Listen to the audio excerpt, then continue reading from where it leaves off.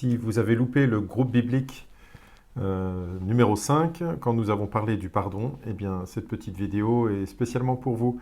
Alors, on lit dans Matthieu, chapitre 18, versets 15 à 35, et on en parle en quelques instants. Voilà, ce sera une courte vidéo. Si ton frère a péché contre toi, va et reprends-le seul à seul. S'il t'écoute, tu as gagné ton frère. Mais s'il ne t'écoute pas, prends avec toi une ou deux personnes, afin que toute l'affaire se règle sur la déclaration de 2 ou de 3 témoins. S'il refuse de les écouter, dis-le à l'Église. Et s'il refuse aussi d'écouter l'Église, qu'il soit à tes yeux comme le membre d'un autre peuple et le collecteur d'impôts. Je vous le dis en vérité, tout ce que vous lirez sur la terre aura été lié au ciel, et tout ce que vous délirez sur la terre aura été délié au ciel. Je vous dis encore que si 2 d'entre vous s'accordent sur la terre pour demander quoi que ce soit, cela leur sera accordé par mon Père céleste. En effet, là où 2 ou 3 sont rassemblés en mon nom, je suis au milieu d'eux. Je fais juste une petite pause pour commenter déjà ces premiers passages. Vous voyez que Jésus est en train de parler d'un problème de péché. Quelqu'un a péché contre toi et il décrit une méthode qu'on pourrait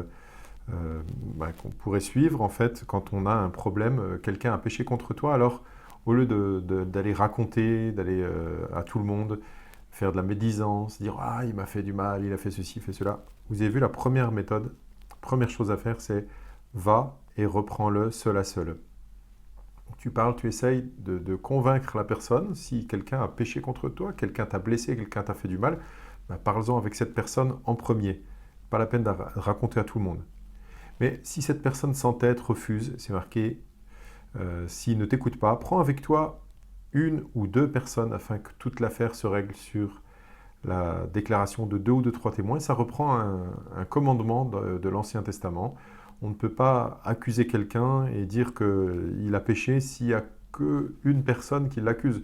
Imaginez, vous êtes 2 personnes, il y en a un qui dit quelque chose, en général, il y en a un qui dit c'est lui, et l'autre il dit non c'est lui. Et on écoute celui-là, il va dire non c'est lui, lui, non c'est lui, non c'est pas moi c'est lui. On n'en finit pas. Donc l'idée d'avoir 2 ou 3 témoins, des gens qui ont vu, qui savent ce qui s'est passé. Et puis s'ils refusent d'écouter, puis pas forcément des gens qui ont vu d'ailleurs, mais des gens qui vont écouter la discussion et qui vont donner un avis, un éclairage, qui vont permettre à ces personnes peut-être de se réconcilier, de demander pardon. Et puis il y a un peu plus, quelque chose dans notre groupe biblique, plusieurs ont exprimé l'idée, waouh, c'est hallucinant. On n'a jamais vu ça, en fait. Ça doit être rare, quand même. S'il refuse de les écouter, dis-le à l'Église. En fait, dis-le devant tout le monde. Et qu'il soit considéré comme un membre d'un autre peuple et le collecteur d'impôts. Vous savez qu'un membre d'un autre peuple, il voulait parler des païens. Et collecteur d'impôts, on en entend régulièrement parler dans les évangiles. C'est un peu comme les pharisiens. Ils sont mal vus. C'est des collabos, c'est des voleurs, souvent. Donc, qu'il soit considéré comme quelqu'un avec qui tu n'as pas vraiment de relation. Quelqu'un qui est sans doute perdu et qui est à gagner. Pas quelqu'un que tu vas frapper, maudire ou quoi, mais quelqu'un que tu vas laisser de côté. Et c'est quelqu'un à gagner pour Christ, en fait. Je ne sais pas si vous avez remarqué, mais dans ce passage, il y a un verset qui est souvent cité. C'est justement quand il y a marqué au verset 20, « En effet, là où 2 ou 3 sont rassemblés en mon nom, je suis au milieu d'eux. » Et ça, c'est souvent cité dans les églises, dans les réunions de prière, pendant les cultes. Quand on n'est pas nombreux, par exemple, on n'est qu'une dizaine, et puis celui qui parle va dire « Eh bien, vous savez quoi, on n'est peut-être pas nombreux, mais de toute façon, là où 2 ou 3 sont assemblés en mon nom, dit Jésus, je suis au milieu d'eux. » Donc, comme pour dire c'est pas grave, même si on n'est pas nombreux, Jésus est quand même au milieu de nous, regardez. 2 ou 3, ça suffit en fait. Donc Jésus est au milieu de nous, et bien soyons heureux, il est là. En fait, même quand on est tout seul, il n'y a pas besoin d'être 2 ou 3 pour que Jésus soit là. Même quand on est tout seul, il est là avec nous. Il est avec moi dans mon bureau, il est avec toi dans ta voiture, dans ta cuisine, dans ta chambre. Il est avec toi sur le lieu du travail, il est avec toi dans le métro, il est toujours avec toi. Mais alors, je vous invite à réfléchir quand même un peu, c'est qu'on est dans le contexte du pardon, de la réconciliation, de dénoncer quelqu'un qui vous a fait du mal et de le reprendre. Et là, à un moment, il est parlé de se mettre d'accord. Et alors, lier, délier, je vous invite à réfléchir là-dessus en termes de pardonner ou ne pas pardonner. Qu'est-ce qui est pardonné dans cette histoire et qu'est-ce qui ne l'est pas? Alors on continue la lecture au verset 21. Si vous avez des questions, parce que je ne vais pas tout dire dans cette petite vidéo, mais si vous avez des questions, n'hésitez pas à les mettre en commentaire ou à me demander directement. Verset 21. Alors Pierre s'approcha de Jésus et lui dit, « Seigneur, combien de fois pardonnerai-je à mon frère lorsqu'il péchera contre moi? Est-ce que ce sera jusqu'à 7 fois ?» Jésus lui dit, « Je ne te dis pas jusqu'à 7 fois, mais jusqu'à 70 fois 7 fois. C'est pourquoi le royaume des cieux ressemble à un roi qui voulut régler ses comptes avec ses serviteurs. Quand il se mit à l'œuvre, on lui en amenait un qui devait 10 000 sacs d'argent. Comme il n'avait pas de quoi payer, son maître ordonna de le vendre, lui, sa femme, ses enfants et tout ce qu'il avait, afin d'être remboursé de cette dette. Le serviteur se jeta par terre et se prosterna devant lui en disant, « Seigneur, prends patience envers moi et je te paierai tout. » Rempli de compassion, le maître de ce serviteur le laissa partir et lui remit la dette. Une fois sorti, ce serviteur rencontra un de ses compagnons qui lui devait 100 pièces d'argent. Il l'attrapa à la gorge et se mit à l'étrangler en disant « Paie ce que tu me dois !» Son compagnon tomba à ses pieds en le suppliant « Prends patience envers moi et je te paierai. » Mais l'autre ne voulut pas et alla le faire jeter en prison jusqu'à ce qu'il ait payé ce qu'il devait. À la vue de ce qui était arrivé, ses compagnons furent profondément attristés et ils allèrent raconter à leur maître tout ce qui s'était passé. Alors, le maître fit appeler ce serviteur et lui dit « Méchant serviteur, je t'avais remis en entier ta dette, parce que tu m'en avais supplié. Ne devais-tu pas, toi aussi, avoir pitié de ton compagnon, comme j'ai eu pitié de toi ?» Et son maître, irrité, le livra au bourreau jusqu'à ce qu'il ait payé tout ce qu'il devait. C'est ainsi que mon Père céleste vous traitera, si chacun de vous ne pardonne pas à son frère de tout son cœur. Waouh! Et Pierre demande s'il va pardonner jusqu'à 7 fois, c'est-à-dire 7 fois c'est beaucoup, et Jésus dit non, jusqu'à 70 fois 7 fois. Tout le monde s'est déjà amusé à faire le calcul, ça fait 490 fois. Est-ce que vraiment vous avez été confronté à quelqu'un qui vous a offensé, qui vous a fait du mal, blessé 490 fois et que vous avez été jusqu'à lui pardonner, ces 490 fois? C'est pas qu'il faut appliquer à la lettre ce 7 fois 70, mais c'est comme pour dire c'est énorme en fait. Et alors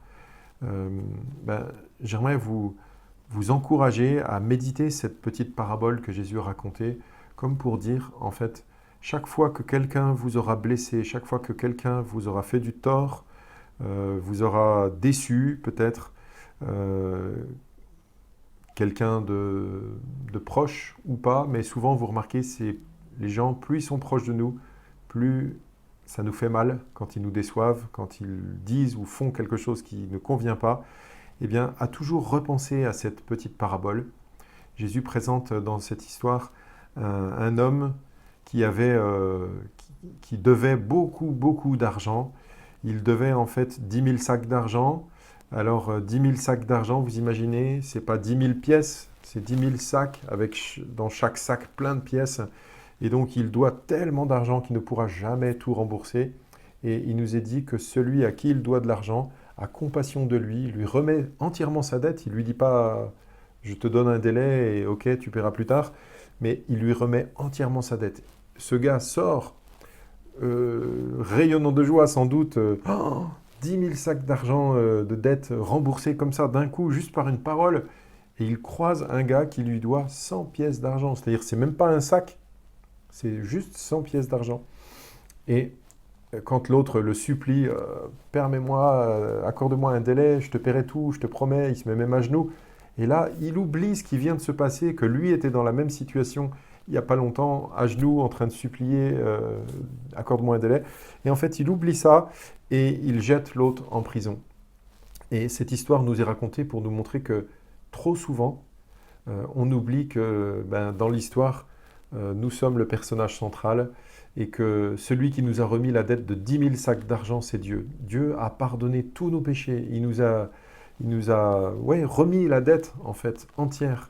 Je ne sais pas si vous avez conscience de ce que vous avez fait à Dieu, de pourquoi il peut être déçu de vous. Ça représente une somme énorme. Bien sûr, ce n'est pas de l'argent, mais c'est une dette, une culpabilité, en fait, qui est énorme normalement. Et Dieu pardonne tout ça. Il vous justifie.